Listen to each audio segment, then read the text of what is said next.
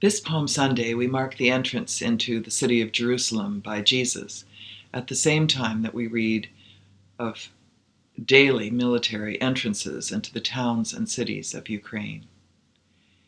It's hard to recognize the power of a Jesus who entered Jerusalem not with swords or tanks, but with tears. But Luke tells us that as Jesus neared the city, he wept over it, crying out, "If even you had only recognized on this day the things that make for peace, but now they are hidden from your eyes." Jesus entered the city with the power of self-giving love. Those tears set the stage for all that was to come. Jesus' grief for us is the precursor to his sacrifice for us. The shortest phrase in the Bible, Jesus wept, is in addition the most universally true response to human wickedness. We welcome Jesus' entrance because we have hope. But we do need to lament this year over Ukraine, over all the other atrocities that continue in our world. Recently, the body of a Canadian soldier from World War I was found in France. The family grief of years that spanned 3 countries and 100 years finally had closure. His family never forgot, even with births and deaths that happened without him. They never forgot. They lamented.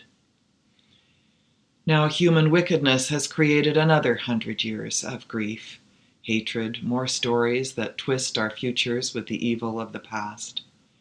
And into that holy city, prepared with tears, Jesus rides on a colt, a donkey's colt.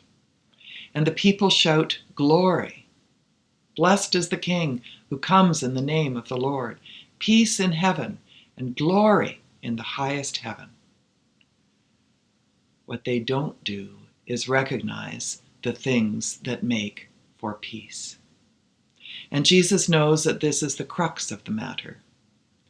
Suddenly he feels the shadow of the cross over him. Many will believe and follow, but first Jesus must travel to Calvary and be lifted up on the cross. From John's Gospel, we know that his hour has come. The hour has come for the Son of Humanity to be glorified, Jesus says. Glory. The cross is a place of truth about love, about hate, about humanity, about God. This is not the kind of mirror we naturally want to look into. But it's only when we experience the cross draining us of evil that we can see in this horrific event a moment of God's glory. Sadly, pain is real for Jesus. Through Jesus' pain on the cross, we are forced to look at ourselves as if in a mirror and see the truth of human evil. Jesus stated his glory in plain terms. It was the cross. That is glory, not for the faint of heart. Sign language is a different language from spoken language. Often a sign conveys meaning that is more than the one word it replaces. Here is the sign for glory.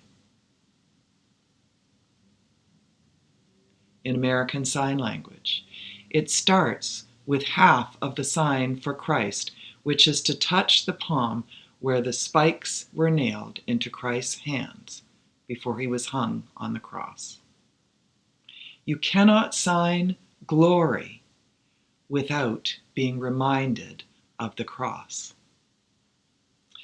But I have a stubborn hope, a stubborn faith, that there were those who followed Jesus on Palm Sunday who really did understand, that they were at least beginning to grasp that God was in Jesus on that colt, that there was self-giving love.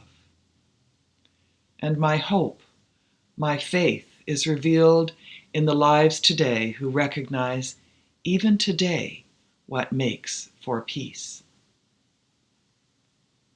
This past Thursday, a Russian soldier was captured by Ukrainians. Women gathered around him, fed him, and it was obvious that he was starving.